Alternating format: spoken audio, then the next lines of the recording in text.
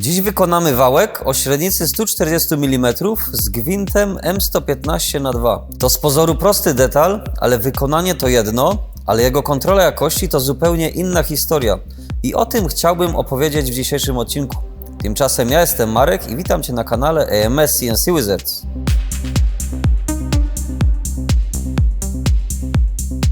Zanim przejdziemy dalej, rozważ subskrypcję i zostaw łapkę w górę.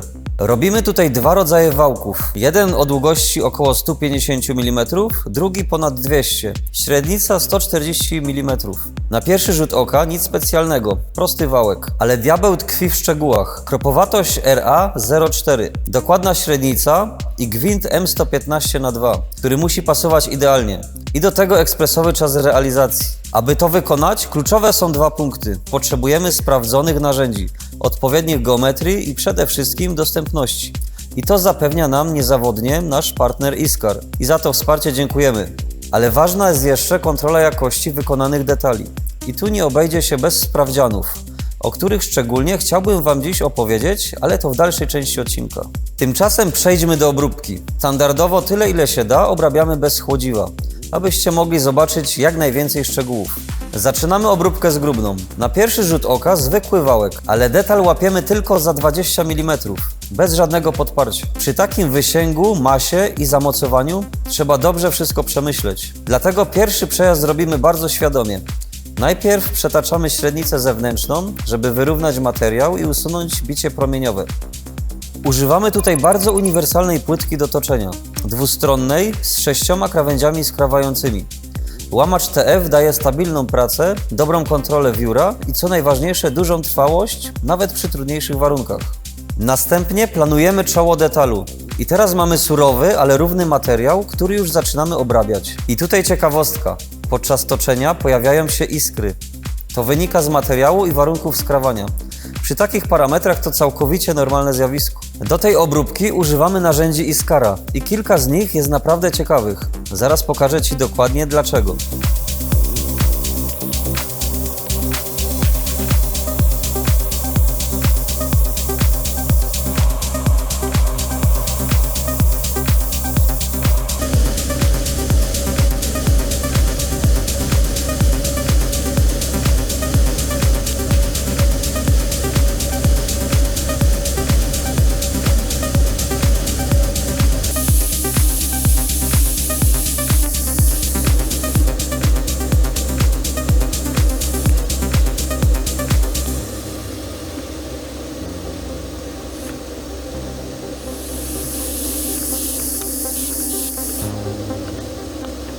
Tą samą płytką obrabiamy zgrubnie wszystkie elementy, pierwsze i drugie zamocowanie.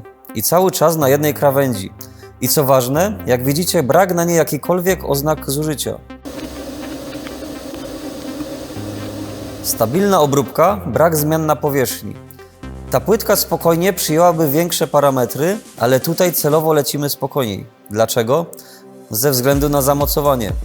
Przy takim wysięgu nie chodzi o to, żeby iść maksymalnie szybko, tylko żeby mieć pełną kontrolę nad procesem. Po obróbce zgrubnej zostawiliśmy 0,2 mm nadatku na późniejsze wykończenie. Na gotowo wykonujemy rowek technologiczny wraz z wykończeniem kołnierza i używamy do tego płytek DNMG.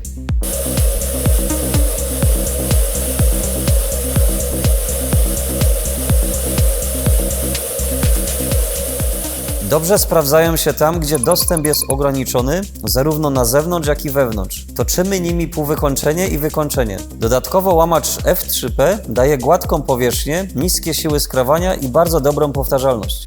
Następnie wykańczamy czoło detalu na gotowo i przetaczamy średnicę pod gwint, który jest bardzo ważny w tym detalu. Teraz gwóźdź programu. Będziemy wykonywać główną powierzchnię wałka, gdzie wymagana jest chropowatość RA04 wraz z tolerancją średnicy i tu chciałbym Wam opowiedzieć o płytce, która jest do tego dedykowana i sprawdza się świetnie. Płytka tokarska WNMG z geometrią Wiper pozwala robić ładną powierzchnię przy większych posuwach, bezkompromisowo zwiększając wydajność. Wykańczamy nadatek z poprzedniej operacji i tutaj nie ma miejsca na poprawki. W jednym przejściu musimy trafić w tolerancję średnicy, jak i odpowiednią chropowatość. W tym miejscu włączamy chłodziwo, żeby uzyskać jak najlepszą powierzchnię. Jeśli to nie wyjdzie, cała robota idzie na marne. Sprawdźmy.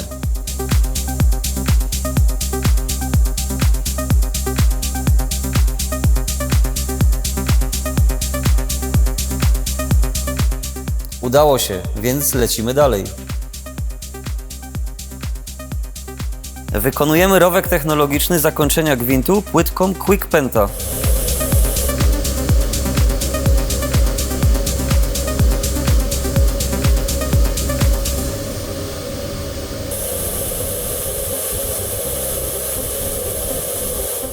Quick Penta ułatwia zmianę krawędzi skrawającej dzięki zastosowaniu mechanizmu zaciskowego Safety Lock, który zapewnia stabilne mocowanie podczas obróbki.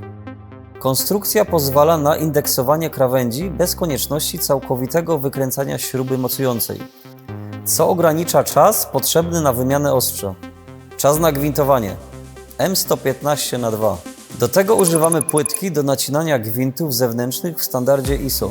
W geometrii ERB ma łamacz wiórów i jest dokładnie doszlifowana na obwodzie, dzięki czemu dobrze odzorowuje profil gwintu.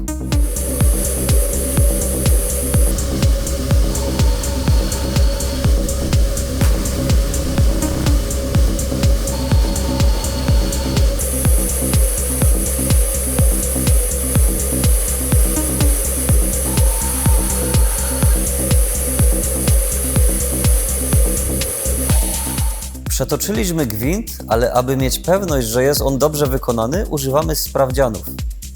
Tutaj używamy sprawdzianów pierścieniowych typu Go, No Go, czyli bardzo prosta zasada. Go ma wejść, No Go nie ma prawa wejść. I to daje nam jednoznaczną odpowiedź, detal jest dobry albo nie, bez domysłów i własnych interpretacji. Tu nie ma miejsca na przypadek. Trzeba sobie powiedzieć jasno, że takie sprawdziany nie są tanie i można zastanawiać się, czy warto inwestować w takie narzędzia. Ale odpowiedź jest prosta. Jeden źle wykonany detal kosztuje więcej niż ten sprawdzian. I nie chodzi tylko o materiał, ale czas i przede wszystkim zaufanie klienta. Świadomie daliśmy delikatny nadatek na średnicy, żeby od razu nie przestrzelić wymiaru i mieć możliwość precyzyjnego ubrania materiału, co też robimy. Teraz wpisuję korektę na maszynie i powtarzam operację i ponownie sprawdzam. Go się wkręca i o to chodziło. I tę część mamy bardzo dobrą. Wiemy, że gwint nie jest za ciasny, ale my chcemy mieć pewność, czy nie jest też za luźny. I do tego jest sprawdzian No Go, który się nie wkręca, co znaczy, że gwint mieści się w zakładanej granicy tolerancji. Kieszeniowanie wykonujemy z nadatkiem, frezem zgrubnym, który redukuje wibracje przy dużym obciążeniu.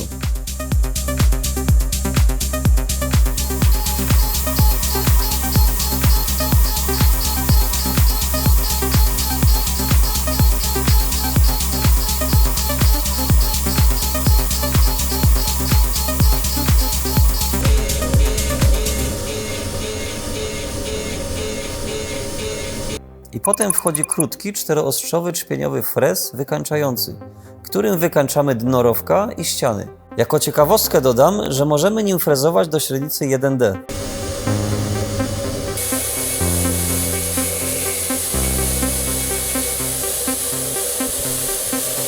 Teraz fazowanie i o tym chciałbym Wam znowu opowiedzieć nieco więcej, bo jest to ciekawe narzędzie z systemem Multimaster. Tu mamy głowiczkę frezującą 45 stopni, ale są też inne, np. 30 i 60 stopni. A oprócz tego na tym narzędziu możemy zamontować np. frezik tarczowy i wiele innych. I muszę Wam powiedzieć, że już wiem, że po dzisiejszej obróbce ten fazownik stanie się jednym z moich ulubionych narzędzi.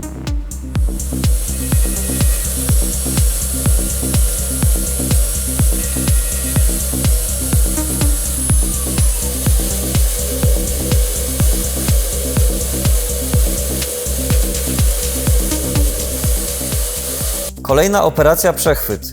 Tutaj świetnie sprawdza się nasza DMG. Wykorzystujemy wcześniej przygotowane miękkie szczęki z bardzo dobrze wykończoną powierzchnią, tak aby nie uszkodzić wcześniej idealnie zrobionego wałka.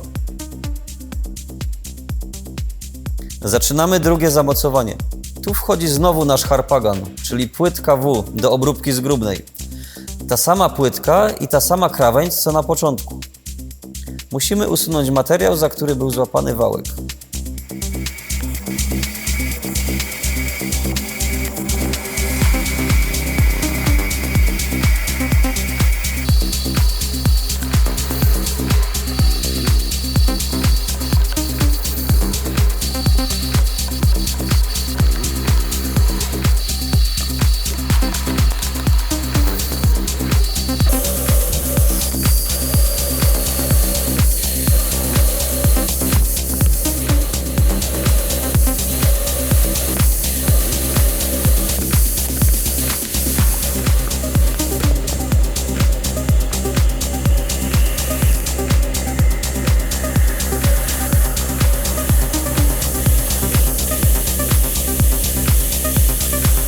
Następnie wykańczamy tył detalu i ta operacja nadaje mu finalną długość.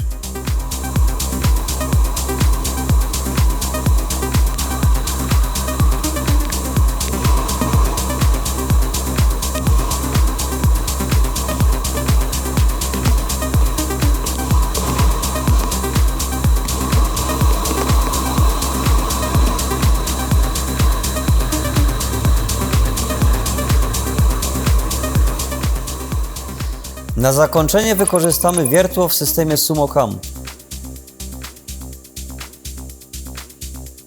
Zobaczcie, jak agresywnie wchodzi w materiał. Chwila wiercenia i otwory gotowe. To wiertło to modułowy system wiercenia, sztywny korpus i wymienna głowica. Detal gotowy. Odpowiednie narzędzia, pełna kontrola procesu i mamy dokładnie to, co było wymagane. Sprawdzone sprawdzianami, bez zgadywania. A w takich branżach jak na przykład aerospace, gdzie liczy się jakość i pewność wykonania, nie ma miejsca na kompromisy. Jeśli to, co zobaczyłeś, Ci się podobało, zostaw łapkę w górę i zasubskrybuj kanał, żeby nie przegapić kolejnych odcinków. Do zobaczenia. Cześć!